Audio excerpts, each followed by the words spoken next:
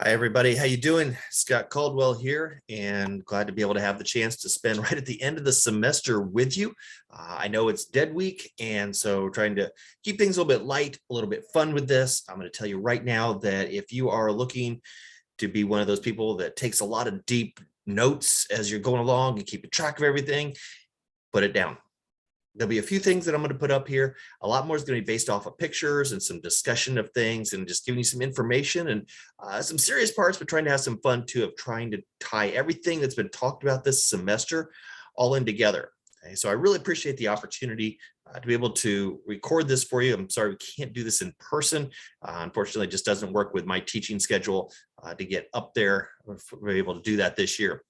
But I've always enjoyed this, and I appreciate Dr. Morris giving me the opportunity. This is, I think, the 6th year or so that I've been able to do this for her. And I really enjoy it. When I was a professor at Ivy Tech, I taught this class as well. And so it's been a good time. I always warn the students, though, that at Ivy Tech, I was used to doing this in a 3-hour time block, and I've got less than an hour. So we've got a lot to cover. Listen fast, as one of my professors used to tell me. So let's start off with the basics here and the idea of what is geography. And there's a lot of different viewpoints of what that is. Unfortunately, not all of them are correct, right? We've got this version of geography.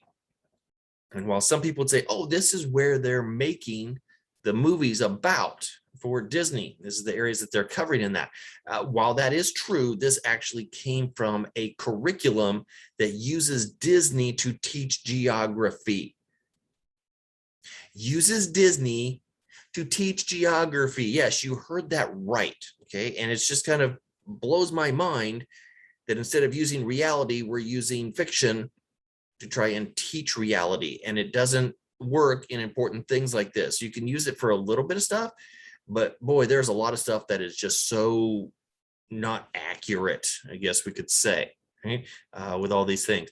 We can even go into more detail with that of the Disney and all the stuff that they cover. And I'll give Disney credit. I mean, they're working on spreading their geography out and trying to cover a lot of different areas of the world. But again, don't let this be how you learn your geography from an accuracy standpoint. Watch it for an appreciation, right? But not for a learning standpoint. So let's get a little more serious then. What is geography? Well, it is obviously the study of places in there. And so we've got the physical geography that we look at locations of things. We look at mountains, rivers, all that type of stuff, and the physical environment, things that are around us. But we can also look at the human geography as well. Say, okay, what are the economic activities? What's being bought or sold here? What's being raised here? What are our social and cultural systems? And from a historical standpoint, we can also look and say, because of the physical geography, what did that create for the people living there as far as their living situation, as far as their crops, their animals, whatever they're eating and raising, and the system of government even that they had through that. Within the agricultural industry itself, we would look at things like, okay, what crops can I raise here? If I'm living in Alaska or I'm living in Hawaii, the cropping systems are going to be very different. The tillage systems that we're going to use in a flat area versus a hilly area versus, different, a wet area. Okay? We're going to look at the physical geography and figure out what do we need to do differently for that. But we also use geography sometimes for our hobbies. So sometimes that's for gardening and what crops is it that I want to be able to raise and be able to have here. Sometimes it's for travel and vacation. Okay? So you may want to go and see the fall foliage. Okay, and yeah, we could go to Brown County, well known for that around here. You could go up to New England for that. You're not going to go to Arizona, New Mexico for the fall foliage, right? It's not typical of what you would see there. But we use it for running as well. That's one of my hobbies, and I'm trying to get back into it a little bit. But I learned very early on in my running career that when a place talks about it being gently rolling, that is not really what they mean. It's much more difficult, and I wish I had remembered that later in life for a lesson that I'll explain to you in just a little bit about being able to communicate effectively with our geographical terms. Geography has driven some trends that we need to know about, and as we change things in our life. And this is from the US Census Bureau. 2 out of 5 Americans no longer reside where they were born. That could be that they're in a different state or a territory. That could be in a different country. And typically we're going to see children and young adults moving more. I've had the opportunity to move several times in my career and to live in different places: Indiana, Alexandria, Virginia, Greenville, South Carolina. But I'm fortunate I'm living back home. Basically, I'm about 10 to 15 minutes from the family farm. And so that's a great opportunity for me and for my kids to be a part in the grandparents' lives. Okay. But adults 75 and over, at least half of them, around half, are living in the state where they were born. My dad grew up on the family farm, went to Purdue, came back and lived on the family farm, was an agriculture teacher, science teacher, 4-H youth educator, retired, still living on the family farm. Okay. The farthest he moved away from home, not counting college, was to the other side of the barn lot, right, for a little while, and then moved into back over on the other side where a house right across from where he grew up there across the yard. So not a lot of moving in my dad's case. But the average 18-year-old American, so right in the age range of where you're at, they're saying will move at least 9 times in their lifetime. Now, I will grant that this data came from pre-COVID, and I think it would be interesting to see in another year or two how that's changed now that we've got more people working remotely, doing the telecommuting and things with that, and cyber work, things like that. Does that lower the amount of moves that people take? And will we have more people living back maybe where they grew up, family, friends, community, churches, things like that they're connected to? Or does this give them an opportunity to move more and to be much more mobile? There's a guy that I met at a race one time, and he and his significant other, they're both living out of an RV, and they're traveling all around the US. And the two of them are having a great time.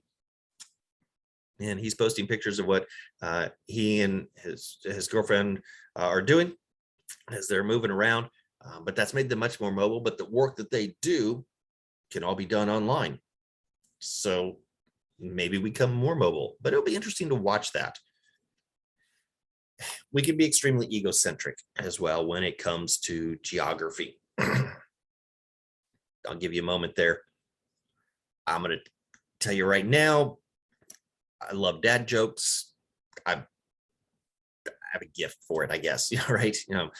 Maybe it's not a gift at this time of year. Maybe it's a white elephant gift, right? But it just kind of some fun stuff. And as we look at geography, and I'll throw a few things in there as we go along with that. So don't expect, high level humor. Just expect really slap your forehead type of jokes, right? Okay. Found this graphic one time several years ago as I was working on updating some things for this class, and found this, and we're talking about, hey, here's the big food that's most popular in a particular state. So Colorado, rainbow trout, Florida, key lime pie, Indiana, sugar cream pie. Indiana sugar cream pie. I'm good with that. That's good stuff right there. All right. We can also have some fun and say, based on the geography, sometimes that leads to what countries are good at. Sometimes it doesn't in there, as we'll see on this map. For example, if we look at the former Soviet Union area, the Russia era and area, you'd see raspberries and nuclear warheads. So the geography lends them to, the climate leads them to be able to have raspberries, but the people geography of that, the social geography, tends towards the nuclear warheads. The physical geography of Australia lends itself to deadly animals and melanoma. And then we have the US, where our bragging point here of what we lead the world in is Nobel laureates and people getting killed by lawnmowers. I didn't even have an attempt at an explanation for how far apart those two potentially could be, right? So, but is what it is. I wish we were in person, had a chance to interact, because like I said, out of 6 years now of doing this, so once a semester, in there. I've only had, I think, one, maybe two classes ever that got this question right. And that is, what do these colors represent from a geography standpoint? If you get this and you're able to guess it, I'll tell you what it is here in just a minute. But if you're able to guess it, please email me. My address will be up at the end of this. Let me know that you got it. I'd love to be able to brag now that there's more people that got it right. And with those classes, there was like one or two people who figured it out. Everybody else had no clue. Maybe this will be the class that breaks the mold and we get 6. I don't know, something like that. So we'll see what happens in there. But it's the colors of the Olympic rings. The Olympic ring colors were not developed by a marketing specialist because the colors looked pretty. They took the colors and used those to represent, broke down into different parts of the world and then tied all the rings together for that. So those Olympic rings, when you see that out there, that is actually then a representation of a physical geography in there. But on a more serious note, being able to get the right camouflage for your geography that you're going into from a military standpoint is literally life and death, right? If you're going into an urban setting, you don't want leaves all over you. If you're going into a winter setting, you don't want it a desert camouflage, and vice versa. It doesn't work. So understanding the geography that you're going to be going into from a military standpoint helps you to be able to live in there. We also tend to simplify things way too much when it comes to the physical geography and how we look at culture and language and things like that. So for example, this says these are the major languages of the world. And we see, for example, this says that the major language here is Chinese. Yet, if we look at this, there's a lot of different versions of what's spoken in there. It's amazing the different versions of what's spoken and written in there. My wife actually was able to spend her high school years over there. Her dad was working for a company and got to live in Guangzhou for 3 years. And there was a lady that helped them out and worked for them, that helped them buy groceries and navigate the town and community and areas with that, to shop, things like that for them. And the lady could communicate with people through a common language, but she couldn't read what was written in there because she wasn't from that area. And the written language was different. So something as simple as saying Chinese, or in this case, Russian, it's much more complicated than that. Don't oversimplify things. Understand that it's going to be complicated. It's going to be technical. It's going to be difficult at times to navigate the culture that you're going into. And that's the beauty of this class, is creating an awareness of all these different cultures and these differences of things that you're going to be going into as you get out into internships and into work and opportunities to travel, perhaps. You got to understand there's a lot of stuff going on out there. There really is.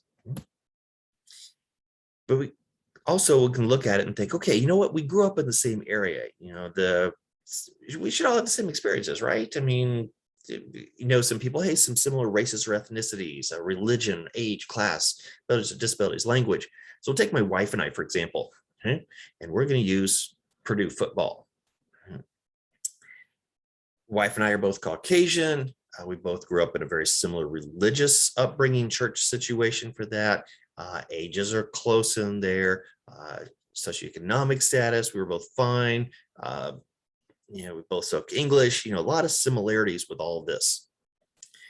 I was in grad school, met her. She was an undergrad in a different program, and we started dating, and she came up to visit my family over Christmas break one year. And before we left for break, it was a time when Purdue had made it to a bowl game, and we had been bad for a long time, and suddenly we were being good. And we were actually playing Georgia, and whatever, I don't remember the bowl game, but I do remember that one of the students in a class that I taught lived about a mile from the University of Georgia campus. And so he was a huge Bulldog fan. So of course we were talking a little bit of trash before we left for a break. And now the game is being played. And my wife is up visiting with my family. We're all gathered in the family room. We're watching the game. It's near the end. Purdue's driving down the field. They've got the ball. If they score, we could win. This is huge. It's great for Purdue football. It's, great for the fact that I don't have to hear trash talking from my student. Right? So, I'm hoping for, a win here. They're driving down the field, and I'm laying on the floor, resting, watching the game. And it's kind of chilly. I had a blanket on me, and it's stressful. And it's kind of embarrassing to admit now, but it is what it is. I actually had the pillow kind of pulled up over my head, and I'm peeking out, watching the game. And my wife, wanting to be supportive, and my, fiance at the time, she leans over and pats me on the shoulder. She's sitting on the floor right behind me. She leans over and pats me on the shoulder, and she goes, "It's okay, honey. It's just a game."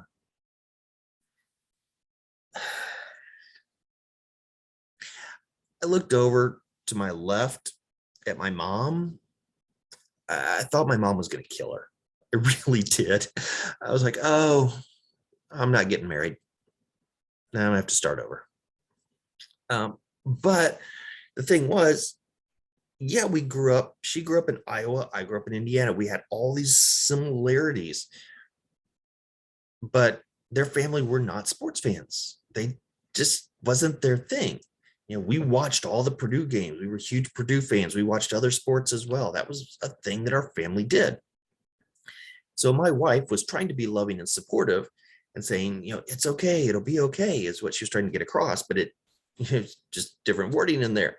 Now, she has since come to understand more about sports and be more understanding of what it is and the things we're going through. And so now it's a big joke in our family when we're stressing out about something that doesn't need to be stressed out about. We remind each other, hey, it's just a game. So it's kind of a code phrase that we use, and our kids even use it now with us as well for things. Another example of this, my sister Sarah went to work for a place in Nebraska, and they had a chili pitch-in thing. And so people were to bring sides stuff for this at the place she was working at. Now, I don't know what you like with your chili, but growing up, I learned to love peanut butter sandwiches with my chili, and not just any peanut butter sandwich. I mean, they had to be cut into triangles, right? You can cut the bread at an angle. Good stuff, right? That's what you do. That's how I understood you ate chili. That I didn't know anything differently. I'd heard some people that didn't like peanut butter, and I was like, oh, okay, you're weird, but okay, whatever, different culture type stuff. It's all good. So Sarah shows up with this platter of peanut butter sandwiches to help out. And everybody looked at her like, that is so gross. Why would you, what are you thinking? Why would you ever have peanut butter sandwiches with chili? And she's like, well, what are you talking about? This is what we do. Okay. Indiana, Nebraska, Midwest, similarities, you would think, right? And like, no, that is not what we had. She goes, okay, so what do you eat with your chili? We eat cinnamon rolls with our chili. Cinnamon rolls? Seriously? Cinnamon rolls with the chili? They dip it in. Yeah, that's what they did. Now, there may be some of you listening to that going, oh yeah, that's good stuff. Good for you, right? But again, it was a cultural difference, even though you're in the same type of area, of what you do and what you eat in this case. Perception. Now, sometimes words are just a little bit different. Be drinking fountain, bubbler, water fountain, garbage cans and trash cans, tennis shoes or sneakers, or as Hawaiians say, shoes. That, makes sense right there, I think. Are you going to a garage sale, a yard sale, tag sale, or a rummage sale? Basically all the same things, just depends on where you're at of what you call it. What if you were to write a kid's book and you talk about that you're going to go out and you're going to catch lightning bugs? And then you've got these people from another part of the United States going, what are lightning bugs? And you start to explain it. Oh, they're fireflies. Even if something is a kid's book, could be confusing because of cultural differences, even within the US, of what we call an insect. Right? You got to be aware of what's going on around you. Coke, pop, and soda. Get a good story on this one here in just a moment about this. Right? But we'll throw this one in for you. Give you a moment there. So when I was in grad school, I had a young man in class that was from, as he described it, the hills of Eastern Tennessee. Boy, had a deep accent, much deeper than mine was right there. And he told the story about during his senior year that he went to this little tiny Christian school. And they, each year, the grades would raise money, and they had spent a few years raising money for their senior trip. And this little tiny school, just a few people in the graduating class decided that they had enough money and they were going to go on a Caribbean cruise. Okay? Yeah, senior trip, Caribbean cruise. Not a bad trip, right? So they load up and they go down, and they're going through the port of Miami. Okay? Now, keep in mind, hills of Eastern Tennessee, going through the port of Miami. And as they're going through customs to get onto the ship, they're being asked, did you bring any food? Did you bring any drink? Did you anything in your carry-on that we need to know about? And one young man, thinking things through a little bit, decided he wanted to bring some Mountain Dew with him. And so he had a case of that in his carry-on. And he gets to the port official there, in the customs official in the port of Miami. And he tells him, I got a case of dopes in my bag. Yeah, customs official, Port of Miami, told him he had dopes in his bag. He almost didn't get to go on the senior trip, but you see, that's what they called cans of pop or soda or whatever you want to call it. That's what they called them where he was from. He used what to him was the geographically, culturally appropriate term, and it almost got him arrested. Right? So they had a fun story out of it, but they learned real quickly, understand what the terms are that you're using from what you're used to versus where you're at. It may be drastically different. Okay? Another example of that is my wife and I lived for a little while up in the Plymouth area and up in the Bluffton area, and my in-laws were living in Lima, Ohio, and looking and trying to live, and dad was retiring, going to live near us. And so they were looking for ground. They actually spent a few years looking for it. So they were looking up in this area of Indiana. They're originally from Tipton, Iowa, in your Cedar Rapids, Iowa City area. And they ended up, dad got so frustrated with the realtors, and he's like, forget it. Nobody in Indiana knows what they're talking about. And they got ground out in Iowa, back near where they had grown up. They had family and some friends and stuff near there. And at some point in the process of this, I don't remember exactly when, but went back out there and got to go visit where my wife had grown up. And she was driving, and we pull into Tipton, and she makes the comment, oh, the rolling hills of Iowa. And I am so glad she was driving, because I probably would have gone off the side of the road in just a total shock. As it was, I about gave myself whiplash, just like, what? Wait, say that again? She goes, oh, the rolling hills, the rolling ground of Iowa. And I go, oh, there's the problem. So your dad had grown up on a cattle farm in Iowa, and he was looking to buy just 20-ish acres or so, something to be able to kind of play a little bit on and retirement.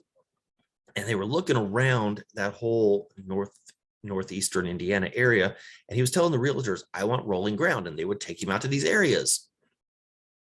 And it was never what he wanted. And I could never understand it, because I went on some of the visits that he was going on. Great places, but not what he wanted. And he was so tired of these Indiana realtors that didn't know what they were talking about. See, this is a picture from just north of Bluffton of some ground that was for sale a few years ago. You look in the background, it goes up and down a little bit. There's a little bit of a roll to it. To me, that's rolling ground. Okay. A little bit flat, but it's got some roll to it. And I thought that's what he was wanting. And that's what the realtors were showing him. This is a quarter mile from my in-laws' house now. Told my wife, if her dad had just told the realtor he wanted hilly ground, they would have said, stop looking here in northeastern Indiana and start at State Road 40 and go south. right? That's just what it is. What he was looking for wasn't going to be found where he was looking. But he was using the term that he had grown up knowing and understanding. And to him, it made total sense. The realtor was using the term and the understanding of what they knew for where they were at, and it made total sense to them. The problem was they weren't talking about the same thing. They had an inability to communicate, even though they were both using the same term, but the culture of the geography of where they were at was completely different, and they had to adjust and adapt to that. Okay? Now, just a few quick things here. The USDA farm production regions, we use geography to break it down of the general idea of what crops are raised and where some different things are done across the US. We can look at the geography and say no car, no supermarket within a mile. Talk about food insecurity and the geography and the culture that comes from that. Because it's more than just saying they don't have a supermarket or fresh food within a mile of them. Because if we take that map that says low-income households that are more than a mile from a grocery, car-free households more than a mile from a grocery, and we look at obesity and diabetes, these maps line up sadly very well. Did you know one of the biggest food deserts in the United States is in Indianapolis? Less than a mile, probably more like half a mile from IU Methodist. That's crazy that medical facility and the grounds that are all right through there are that close to a food desert. They have to bus people to pharmacies, grocery stores, and banks. There's nothing there. Good friend of mine runs Flanner House there. And Brandon said he would talk to a grocery store one time and said, what would it take to bring a grocery store into this community? Yeah, I looked at him and I said, I sympathize. I'd love to be able to help you out. From a business standpoint, though, your community would need to double the average income for us to be able to be profitable there. There's some real struggles based on physical geography and what's there and how that then drives the culture of food, of health, of a feeling of self-worth even. And what's going on with that. You got to understand sometimes that physical geography drives things that we just may not all understand.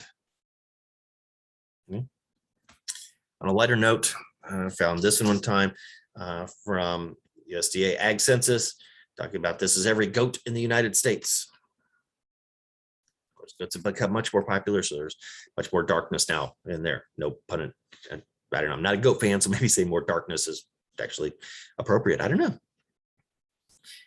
Found this one time. Somebody posted this on social media. Every dot representing 5,000 hogs and where the major hog production is in the United States. And of course, then we get sarcasm out of that. So the original picture came from War of Geography in 1948. Somebody pointed out, look at all the hogs that are in the ocean. Every state's lined with hogs. They're blockading us. We've lost Canada and Mexico. That's all just the swine industry in there. Okay? But we can map all this type of stuff and see what's out there in the geography. Understand, if you're trying to do something with the swine industry, certain areas of the U.S. not going to be as useful to be in as other areas and to focus on. We can blow through here real quickly, just because we're going to get to some other stuff. Walmart's top sellers of 2017. Hey, I've left it up here, even though it's kind of old, because it's still kind of randomly funny with stuff.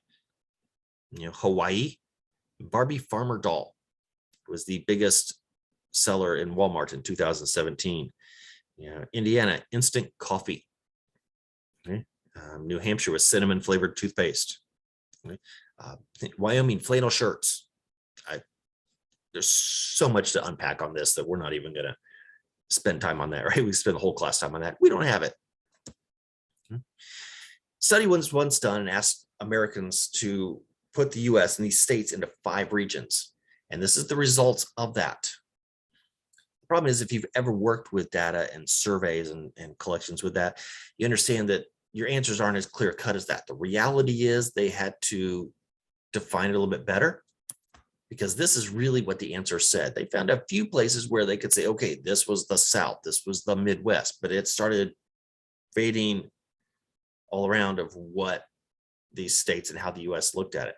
And also take the geography and talk about snow, for example. So this was a trivia crack question one time that I had. Percentage of the Earth's population had never seen snow. 2/3 of the Earth population has never seen snow. If you ever want to hear a funny story about national FFA officers and snow, contact me sometime. We'll talk. I got a good one for you that I saw in person. It was hilarious, but we don't have time for it. So teaser. Found this one time. This was, of course, pre-COVID. How much snow does it usually take to cancel schools? Now that we've got e-learning, school doesn't really cancel, it just changes location, right? But if you look really closely in Indiana, you look really closely there at West Lafayette, you'll see a black dot where it says never, right? You're never going to cancel school. Right? A friend of mine on Facebook a couple of years ago posted that she was in Ohio and said she thought it was weird that now with snow, nothing shuts down, all the milk and bread's on the shelf. She wakes up and everything's cleared off. But here's why she thought that was so weird. She moved from South Carolina to Columbus, Ohio. Down there, I've been down in Greenville, South Carolina, living there when the storms have come through, and they don't have the equipment for it. They don't have the experience for it. And so how they understand that culture of snowfall changes in the geographies that you're in. In some places, it shuts things down. In others, it's a vague annoyance. And that's it, right? If we were to take the US and split it from a geographic standpoint into the population of the US and where everybody's at, this is where we get things. Here's 3 states.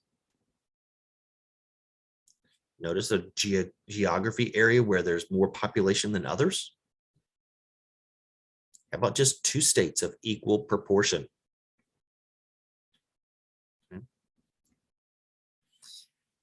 We can talk about the US, though, culture, and say, okay, if you want to learn about and work in the computer industry, that's the Silicon Valley is historically known for that. Nashville, Tennessee for country music, salmon fishing in Alaska, lobsters in Maine, skiing in Colorado, cheese in Wisconsin, right? In Indiana, hard stop, right?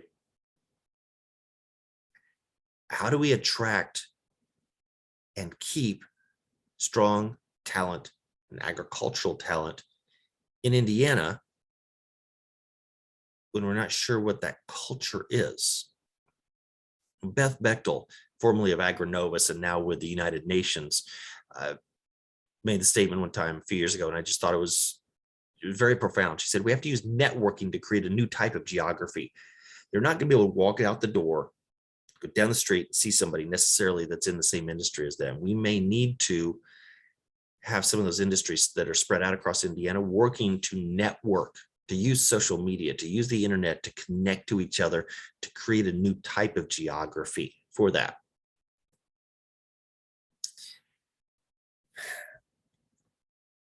What's crazy is the number of people that live in the world, in the geography, and how you're going to get all these cultures. So 75% of the population in the Northern Hemisphere, over half the world's population live in megacities, which is defined as 10 million people or more. And we go, okay, 10 million. Well, we'll show you what that really means here in just a moment. So this is over several years. I kept track of these from the same source of how cities have moved, and Tokyo's been at the top. It's now dropped down to number 2.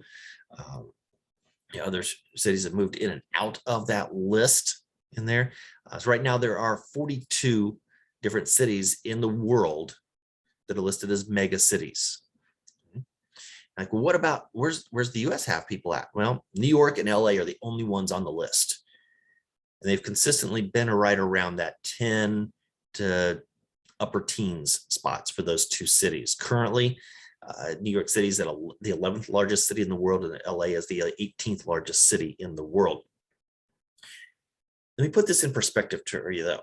Okay? When we talk about how big some of these cities are, the state of California, the population is 39.6 million people in the state of California, which makes the state of California the third largest city in the world. City. I'm from Connorsville, Indiana, little east central Indiana, not much. I've had the opportunity to live in some decent sized cities. I still, after all these years of doing this talk, I still can't wrap my head around what this means. It blows my mind how big those cities are. Imagine what the culture there is like. Real quick, in the last little bit that we've got here, half the US population is just in 9 states. That's pretty wild where that geography is. Half the US population lives in these shaded counties. Oh, there's a large discussion. We talk about voting, right? We're not even going to go there. 2 years ago, I had a friend who lived down in Houston, and Houston had floods. And this was their description of it. I had no idea how big the city was. It's huge. The greater metropolitan area is circled by the Grand Parkway, 170 miles long. It's the area of the circle inside 2,200 square miles, densely habited urban, suburban areas. They're all flooded. So it's the size of the state of Delaware, 3 times the population of Manhattan underwater. That's big, right? Again, farm boy, East Central Indiana. Hard time wrapping my head around this. Okay. Lots of fun maps out there that you could see. Here's the geography of populations of things and where those people are at. Take that same idea into the world. Of course, the bigger the spike, the bigger the population in there. You can see some major areas where there's not people, and then there's some really intense areas where there's a lot of people for that. Another fun one here, what food does your state hate? And so we'll enlarge a few of these just so you can see that. So, we've got, some of them hating, Florida hates licorice. Got good for you. Okay. Tofu, pesto, chai lattes, ranch on pizza. That's just wrong. Okay. You should not hate that. That's good stuff right there. Okay. Personal opinion, culture, I guess, right in there. Okay. Here's others. Obviously Texas does not like steak cooked well done. I could see that. Hawaii hates Coke. Okay. Washington State hates Keurig, the K cups. Right? California hates Chick-fil-A. We'll keep going, right? Okay. Populations have changed. We've got more population typically in the South and the West. Okay. Sorry. And then the Northeast and the Midwest, the populations are moving. But again, we've got the data from pre-COVID. Over the next year or two, it's going to be interesting to see where that data falls and where those people move to. Do we get people moving to warmer climates? Where do they end up? I've got a guy that I met one time telling about his son and daughter-in-law. That son worked for an accounting firm out of Kansas City, and with COVID, they'd sent people home and finally said, you know what? You guys can all work from home. We can just shut the building down. We don't need it anymore. We can save money and just everybody work from home. We need to have some meetings. We'll rent a place and have some meetings when we need to. But the rest of you, get out of here. And so they went to go and live near his wife's family. So they moved to Ireland, which is where she was from. They had that opportunity to be able to work via computer in what he was doing, and so they could live anywhere they wanted. And so the data that we've known from the past could possibly become irrelevant. And the cultural influences, I think, are going to change over the next few years because people were moving for jobs to cultures that they may not have been familiar with. And now the question is going to be, over the next couple of years, will people start moving back to cultures that they are familiar with, no matter what company that they're working for? Now, some industries, that's not possible, but there's other industries, it's very possible that data is going to become very, very different. Okay. So hopefully you enjoyed the time that we had here today. I appreciate your attention. For that, here's my contact information from a few different ways to get a hold of me. If you got any questions, comments, concerns, panic-stricken moments, thoughts, if you got the Olympic question right, I'd love to hear from you. So I hope you guys have a great day. And I guess the only other thing that I've really got to say is boiler up, right? So you guys have a great day.